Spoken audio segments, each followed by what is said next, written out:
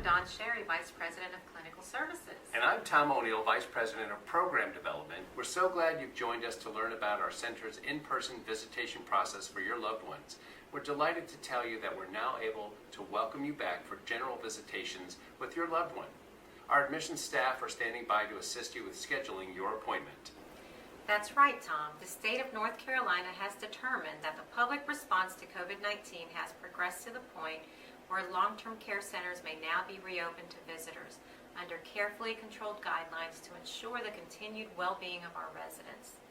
If you would like to visit with your loved one, it's vitally important that we carefully comply with these guidelines, both to protect the residents and to ensure no new cases emerge, a circumstance that would force us to once again close general visitation. And the center must have sufficient staff to support the management of our visitors, adequate personal protective equipment, cleaning and disinfecting supplies, and adequate capacity at referral hospitals for the outdoor visitations at this center. Our highest priority is the safety and well-being of our residents, and we know that your visits with them are important to their health and happiness. We'll continue screening residents and each approved and scheduled visitor as they enter the center. We'll also continue testing staff weekly. We'd like to take a few moments to review the recommendations of the Governor's Task Force, who has outlined the general visitations and how often loved ones can visit and the rules each must follow. To summarize, in our North Carolina centers at this time, general visitations have been approved for our residents. A resident may have as many general visitors as they wish, but each must be identified and listed with the resident's approval. General visitors can be of any age but must be able to adhere to the center's personal protective equipment guidelines and remain a minimum of 6 feet from the resident during the visit. These individuals will be allowed to visit the resident up to 2 at a time for 20 minutes in a designated supervised outdoor area. On arrival to the center, visitors will undergo a COVID-19 pre-screening to ensure that no one enters with a fever or other condition that could create a possible risk to our residents. This will include temperature checks, questions about symptoms, any potential exposure, and observation about any signs or symptoms the visitor may be experiencing or may have experienced in the past 14 days. Visitation shall be by appointment only and will be conducted in designated areas. If you'd like to schedule a visit reservation, please call the center's admissions office and they can assist you with selecting the next available date and time for your visit.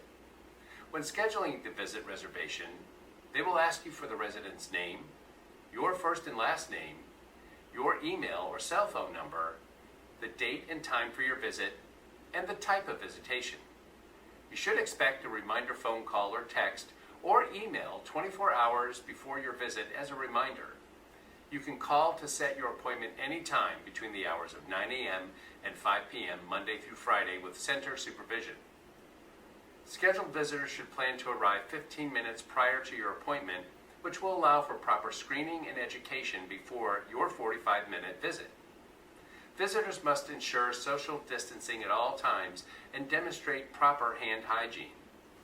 As a reminder, for general visitations, the resident may have no more than 2 pre-screened visitors per visit at any one time, and because of the anticipated large volume of visitors, each visit shall not exceed 20 minutes. To maintain the safest environment, all residents and visitors must wear a face mask throughout the time you're in the center.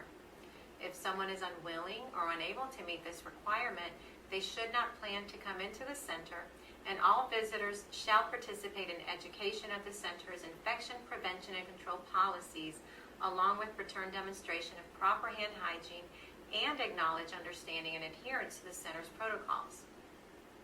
Unfortunately, to ensure our visitors, residents, and center staff are safe, we may need to deny access of a visitor for non-compliance with center infection prevention and control requirements until such time as the visitor is compliant with infection control protocols. Please be advised that the Governor's Visitation Order does stipulate that North Carolina centers must remain COVID-19 free for a minimum of 14 days before your scheduled visit. If a new positive COVID-19 case is discovered, you will receive a call from the center informing you of a scheduled date change for your visit until the center has once again been free of COVID-19 cases for at least 14 days. Because this is a fluid situation, we ask for your patience and understanding as we work together to reunite you with your loved one. Our center's website will be updated within 24 hours to notify you of our last positive COVID-19 test result. So please check our website daily. The website address is at the bottom of your screen with our main phone number to call to book your reservation or to ask questions about your visitation status. We know some of these requirements will present a challenge, but they're necessary to protect the loved ones under our care. We appreciate your cooperation in complying with the state's requirements for visitation. Our residents, staff, and management are thrilled to welcome you back.